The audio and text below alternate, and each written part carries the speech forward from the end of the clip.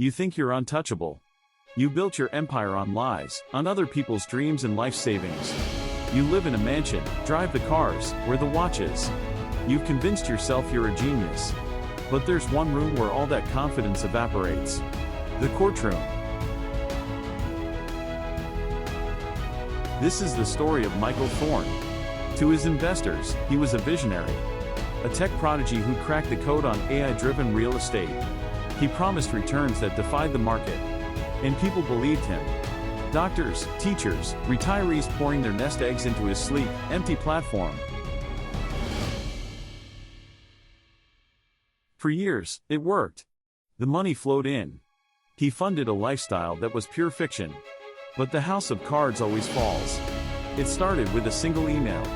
A retired school teacher named Margaret asking a simple question about her quarterly statement.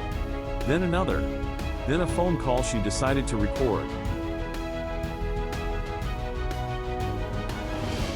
That recording was the first crack.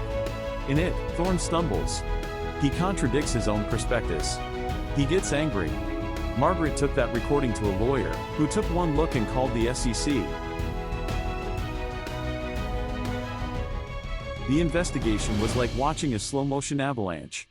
Subpoenas for bank records. Interviews with former employees who'd been paid to stay quiet. They traced the money. Not to cutting-edge servers, but to private jets, a yacht named the Liquid Asset, and a collection of vintage sports cars. The day of the trial arrived.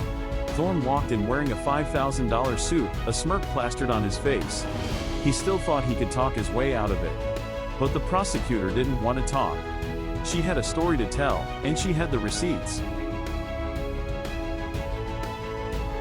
She displayed his bank statements on the screen for the entire courtroom to see. A $200,000 charge for a single night in Vegas. $1 million for the yacht's renovation. Then, she called Margaret to the stand.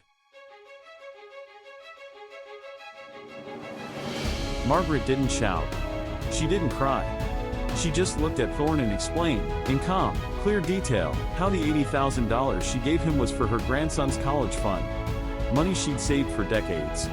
She described the sound of his voice on that recording, the dismissive, arrogant tone, and for the first time, the smirk left Thorne's face. The closing arguments were brutal.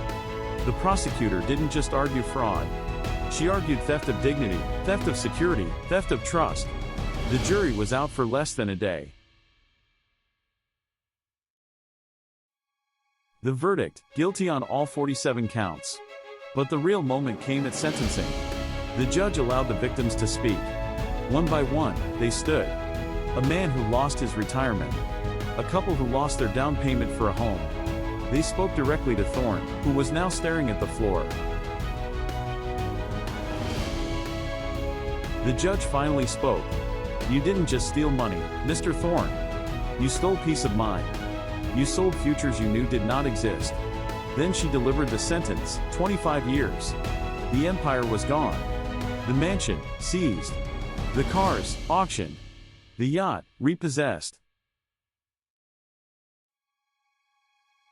He built an empire on air.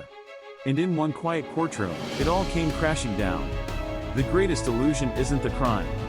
It's the criminal's belief that they'll never have to answer for it. But everyone, eventually, answers for it.